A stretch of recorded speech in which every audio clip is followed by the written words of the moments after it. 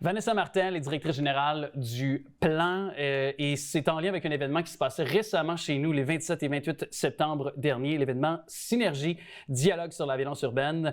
On va en discuter avec elle justement. Vanessa Martel, salut. Salut, ça va bien? Bien, certainement. Merci encore d'être avec nous autres. Évidemment, on t'avait déjà reçu ici pour d'autres circonstances. Oui. Peut-être rappeler justement, parce que ça fait quand même un certain temps, ce que c'est Plan aussi. Bien, c'est un pôle d'enseignement supérieur qui est sur le territoire lavallois.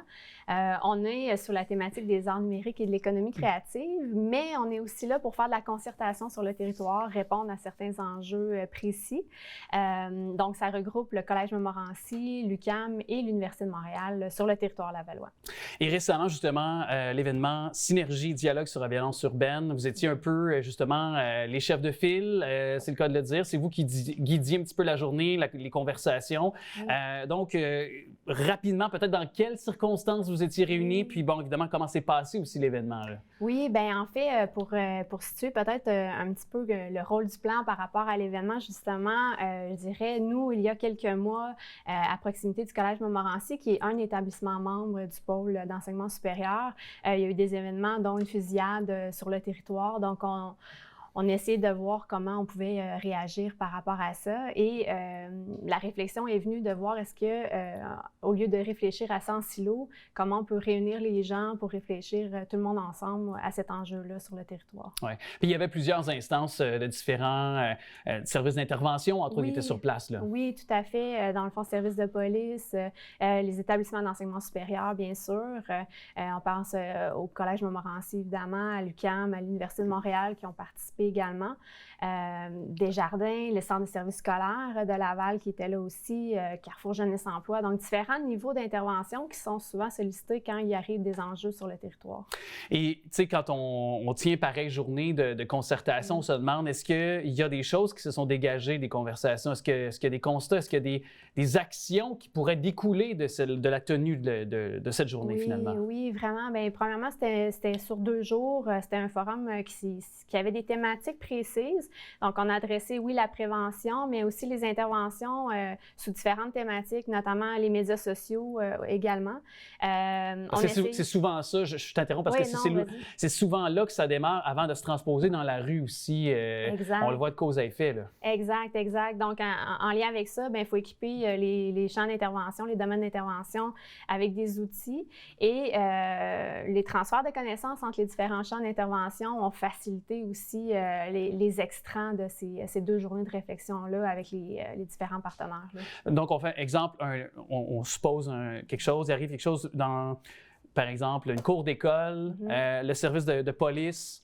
Il faut qu'il soit en étroite collaboration, en communication constante avec ces jeunes, par exemple, ou du moins des tuteurs ou des professeurs ou les directions d'école, finalement. Exact, tout à fait. Donc, c'est vraiment une approche transversale. Donc, on parle ici d'une collaboration ouverte entre les partenaires. Et à partir de là, ce qui est intéressant, c'est que pendant ces 2 journées-là, on a fait des simulations et des ateliers avec des cas fictifs. Donc, les champs d'intervention des différents niveaux. Donc, on parle des hauts dirigeants, autant que les intervenants sur le territoire.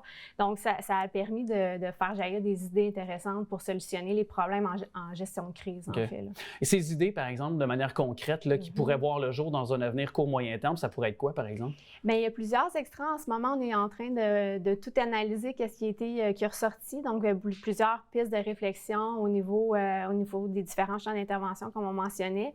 Et à partir de là, les différents extraits peuvent potentiellement, nous, on va faire des recommandations aussi pour le plan d'action bien-être collectif de la Ville de Laval. L'objectif, c'est un plan sur 10 ans que la Ville travaillait déjà aussi. Donc, on essaie de voir comment on peut nourrir ce plan-là en collaboration avec eux et les différents acteurs socio-économiques sur le territoire également. Ouais. Est-ce que parce que là, je vois qu'il y a eu plusieurs organismes, tu sais, bon, on l'a nommé, la Ville de Laval qui était présente, le service de police de la Ville de Laval, le centre de services scolaires, bon, le centre intégré de santé et de services sociaux, pour n'en nommer que ceux-là. Ce sont tous des intervenants qui viennent en lien avec donc les jeunes. Mais est-ce que l'effet inverse aussi a été fait? C'est-à-dire que est-ce que c'est dans un but court-moyen terme aussi d'aller sonder les jeunes également? Parce que c'est bon d'avoir leur rétroaction pour mieux articuler par la suite nos tentacules ou d'aller vraiment cibler les problèmes plus profondément? Bien... Oui, oui, tout à fait. Bien, en fait, le travail a été fait aussi pendant l'organisation. Évidemment, vu qu'il y a des mineurs, des fois, qui sont impliqués dans des enjeux comme ça, on essayait d'aller les consulter avant aussi là, pour faire aiguiller la réflexion également, pour être sûr qu'on adresse les bons enjeux, surtout au niveau de la prévention. Ça a été fait via différents programmes qu'on a aussi, puis effectivement, ça porte vraiment fruit. Là, ce qu'on veut, dans le fond, c'est aller chercher cette vue 360 degrés-là, le plus qu'on peut. Donc, les jeunes font très certainement partie de cette la solution. Oui, exact. Ni plus ni moins. Je pense qu'on le voit. C'est sûr que, bon, j'imagine que parmi les retours rapide qu'on peut faire comme constat, c'est sans doute avec la pandémie qui a peut-être accentué, qui a exacerbé certains problèmes là, parmi les thématiques que vous avez abordées. J'imagine que ça devait revenir. La santé mentale aussi. Là. Oui, exact. Santé mentale, tout ce qui est la prévention aussi au niveau du web également. Découvrir cet univers-là, mais d'une perspective justement du jeune, de voir comment on peut donner un coup de main aussi. Puis on voit déjà que, en tout cas, le maire de Laval, Stéphane Boyer, qui récemment s'est réjoui, mais de notre côté, en veut plus du gouvernement aussi. Veut pas 20 millions de dollars qu'on est venu ajouter là, pour lutter contre le trafic d'armes et la violence armée. C'est sûr que c'est à court terme, mais il y en a qui y voient peut-être juste un plaster sur un problème qui est beaucoup plus grand que ça. Ça va prendre plus que 20 millions de dollars. Je pense qu'on est tous là-dessus bien d'accord. Mais pour vous, évidemment, je pense que cette volonté-là, c'était comme une continuité de ce qui déjà avait été annoncé avec la Ville de Laval. Exact. Bien, c'est aussi de faire en sorte que les gens se parlent sur le territoire. Puis si un champ d'intervention peut donner un coup de main à l'autre, bien, de ne pas hésiter puis de se parler entre eux aussi. Mais il y avait déjà un très beau travail qui est fait sur le territoire. T'sais, on a juste servi d'engrenage à réunir aussi tous ces gens-là qui font un excellent travail. Alors, on va surveiller le tout pour cette action qui a été menée. Bravo de l'avoir fait. En tout cas, c'est un exercice qui est vital, qui est nécessaire pour assurer la surveillance de nos quartiers. Tout récemment, il y avait Halloween, puis je pense que, évidemment, c'est un tout autre axe, mais on le voit juste dans une journée comme celle-là, nos familles qui bougent, qui sortent de chez eux, puis on veut assurer la sécurité de nos familles, qu'on se sente bien aussi, de marcher dans notre propre ville aussi, pas avoir peur. Puis parfois, certaines personnes qui en viennent même à éviter de sortir à certains moments de la nuit ou certains moments de la journée aussi, puis on en vient à craindre pour nos enfants aussi.